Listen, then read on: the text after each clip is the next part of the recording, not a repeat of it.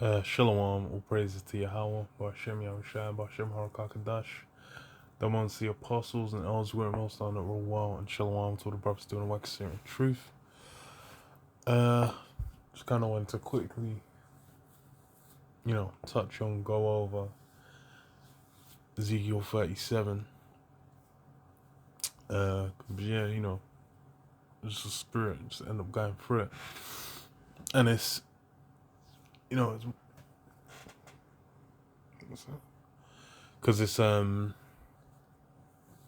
yeah, it's about Israel, so-called Negroes, Hispanics, and Native American Indians, and knowing who you are, but then as well having that breath, man, knowing the truth. That's the key element that will basically factor into what, how, if whether you're gonna make it to salvation or not. That's really the key thing. Whether you've got what's it called? That breath.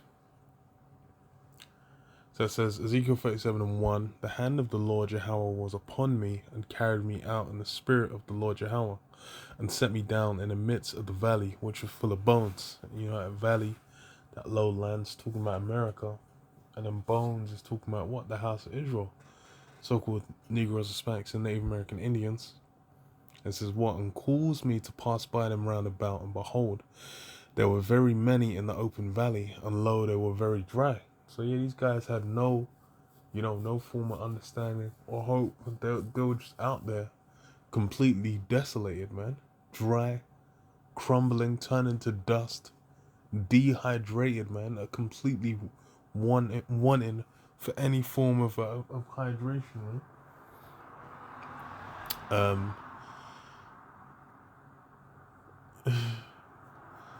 Yeah, so then caused me to pass by round about, and behold, there were very many in the open valley, and lo, they were very dry.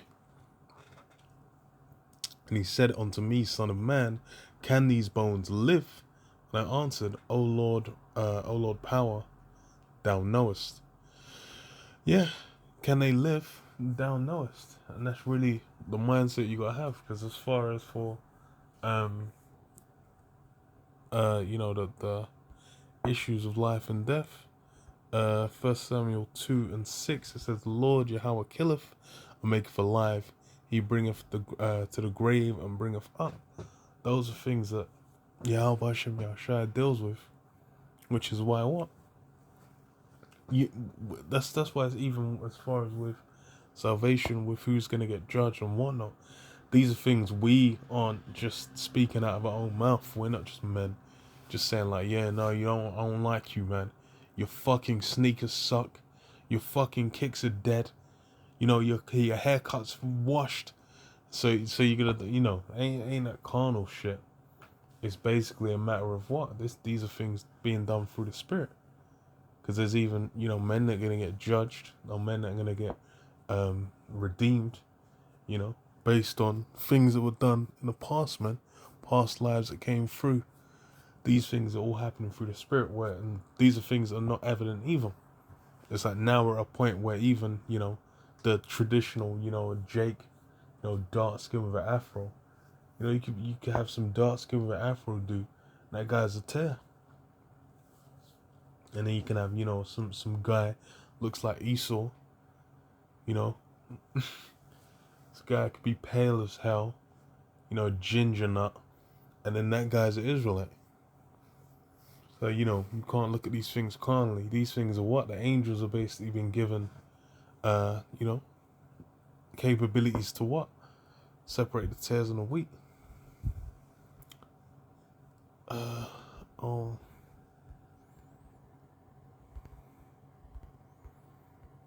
So it says, Ezekiel 37, and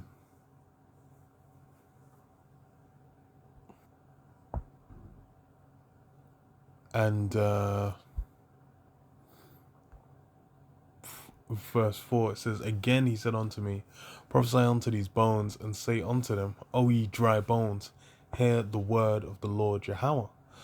Thus saith the Most High Power unto these bones, behold, I will cause breath to enter into you, and ye shall live. And yeah, it says what? Go prophesy unto the bones, go out and speak unto these bones, and then what? Then the breath will come in. Because that breath is that's essential. But it says what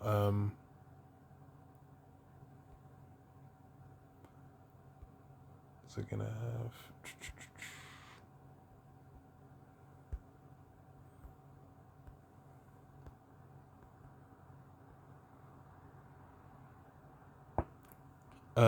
John, wait.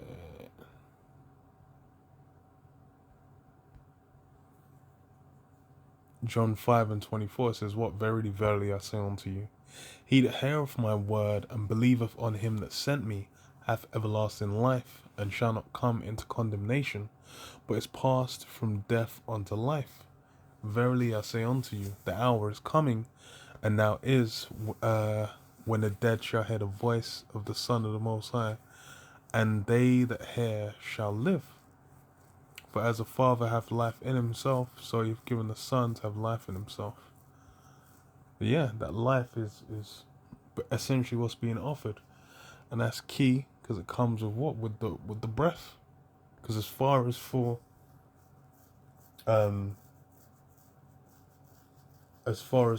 what's it called? Having the flesh, and the skin, it's like, even if you have that's knowledge of being an Israelite, even if you have that knowledge of being an Israelite, that doesn't then just give you a free pass. Because you go back 2,000 years ago, the wicked scribes and Pharisees knew they were Israelites. These guys would have been in the land keeping the law to a certain extent. That's something that especially now factors in for less, because now we've come under grace, where it's a matter of what we're dealing with, dealing with it through the Spirit, man. And then even if we're doing our best to keep the laws, but then what, we know it's a rehearsal, man. We know it's a shadow of things to come, and it'll be perfected in the kingdom. For now, we'll attempt and fall short. So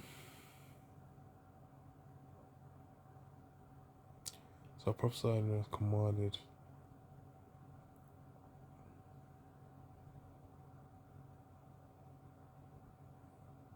And okay.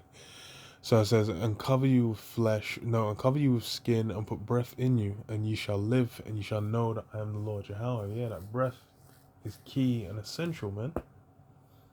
Because without that breath, without that knowledge, without the wisdom of the scriptures, then it's like, even if, you're basically going to be like a step away from having the fullness of it, man. You're basically going to be lost off in something else, where you're following after someone who's not going to be able to clue you in to what the MOTB is. Not going to be able to clue you in onto who Esau, Edom is, who these different what times we're in, basically to be able to break down the prophecies, man. Tell you where Babylon the Great is and whatnot. These are things that you're not going to get the understanding on, or you might only get partial understanding. Which then what? You've been denied that breath. So it says what? And ye shall live, and ye shall know that I am the Lord Yahweh. So I prophesied as I was commanded, and as I prophesied, there was a noise, and behold, a shaking, and the bones came together, bone to his bone. And when I beheld, lo, the sinews and flesh came upon them, and the skin covered them above, but there was no breath in them. Yeah, so they would have had, knowledge of who they were to a certain extent, but then what? They were lacking that key component, that breath. That understanding of scriptures to basically then, be in that fully revived state. So then he said unto me, prophesy unto the wind, prophesy, son of man, and say to the wind, thus saith the Lord Yahweh, come from the four winds, O breath, and breathe upon the slain, that they may live.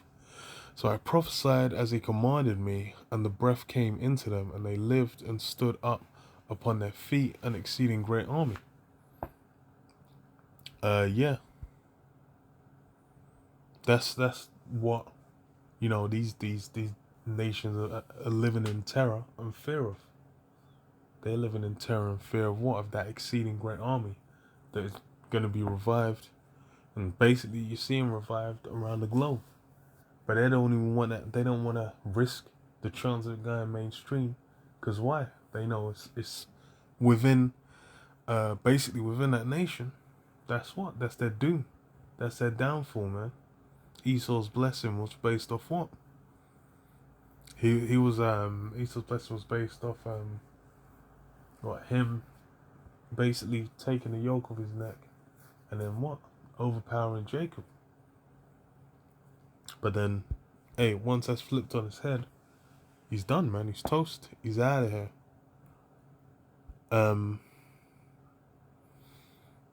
What's gonna get? What's that?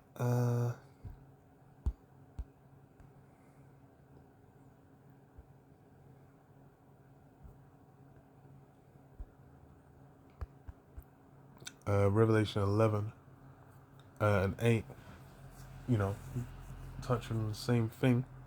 So it says, what? And their dead bodies shall line the street of the great sea, which spiritually is called Sodom and Egypt, where also our Lord was crucified. And they of the people and kindreds and tongues and nations shall see their dead bodies 3 days and a half, and shall not suffer their dead bodies to be put in graves. And they that dwell upon the earth shall rejoice over them, and make merry, and shall send gifts one to another, because these two prophets tormented them that dwell on the earth. Yeah. Everyone's in bliss, everyone's celebrating, everyone's having a real good time, real swanky do. Because why? Because Israel was in that broken, destroyed state. That's why it's hey, these nations, this is what, they desire. They really want Israel to stay in that destroyed state. But then what? Wisdom of Solomon 5:1, it says, then shall the righteous man stand in great boldness before the face of such as have afflicted him, and made no account of his labors. When they see it, they shall be troubled with terrible fear. And that's what these nations, leading with a small hat to the top, are living in fear of. Because why? The Israelites, what? They're roused back up, man. They're awake. They got the breath in them. They got the sinews. They got the flesh. They got the breath. And they're going out and they're basically what? Speaking that truth. That word's going out. It's causing damage. It's causing harm. It's basically what? Letting everyone know this place is done. And shall be amazed at the strangeness of his salvation, so far beyond all that they looked for. Yeah. Even that, the chariots as well. It says what? This is that the chariots are it's a curse. It's a curse that goeth forth. Because why? It's basically a sign against Esau's whole kingdom, his system of how it's gonna come to an end, man. The chariots are, gonna be taking center stage as far as dealing with Esau getting taken down. That's something he puts in his movies. And what? And he knows it's gonna come to pass, but he's trying to find some means to rein it in and bring it under his own control. Because he's been deceived to think he has those capabilities.